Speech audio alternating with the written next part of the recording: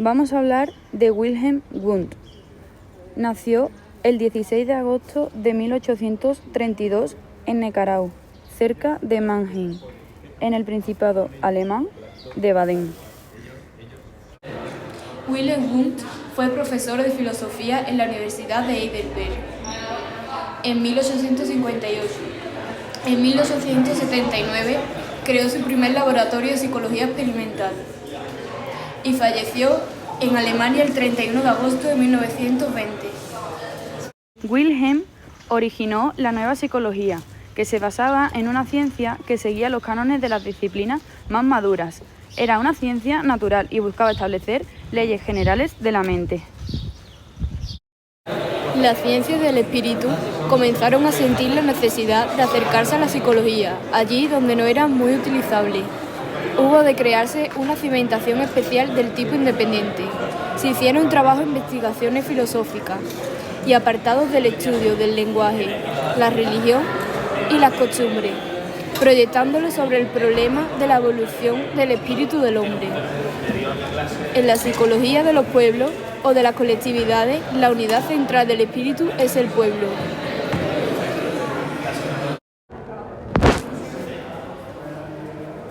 En el análisis de actividades superiores, el lenguaje o rito es la condición que hace posible la comunidad social humana, ya que este es un medio de comunicación espiritual, adaptable hasta las relaciones más complejas. Es un tránsito entre la actividad psíquica individual y la colectiva, ya que nace de los movimientos expresivos de las emociones y se convierte en los contenidos colectivos. Estos contenidos colectivos se dividen en dos clases: las representaciones míticas o las normas de costumbre. Se desarrollaron 4 épocas fundamentales del desarrollo psicológico. La primera fue la edad del hombre primitivo. La segunda fue la época totemística.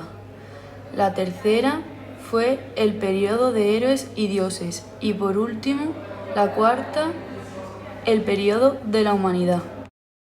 En la primera época del desarrollo psicológico, la edad del hombre primitivo, se desarrolla el hombre en el estado más rudimentario de la cultura. No hay ninguna característica externa de cada raza, sino que se determina por las propiedades psicológicas de carácter originario. También se desarrollan los pueblos salvajes. Hay una obtención del fuego. La vivienda son las cavernas. Y por último, hay un lenguaje por signos. En la segunda etapa fundamental del desarrollo de la psicología aparece la época totemística. En esta etapa, el animal domina sobre el hombre, no el hombre sobre el animal. Por su vida y acción despierta asombro, temor y veneración, pues las almas de los muertos habitaban en el animal y así en un antepasado de los hombres. Animal sagrado, el tótem. Y por último, aparecen las creencias en la magia. La tercera época del desarrollo psicológico fue el periodo de héroes y dioses. En él aparecieron dioses antropomórficos, dotados de cualidades humanas. La lucha entre los grupos sociales traían guerras bajo la dirección de un jefe, por lo que el jefe se convertía en el héroe. El jefe influía en las organizaciones de la sociedad, donde la fuerza política era concentrada en la ciudad. Hubo 2 actos de cultos: plegaria y sacrificio a la divinidad, y por último se desarrolló el lenguaje mediante la poesía.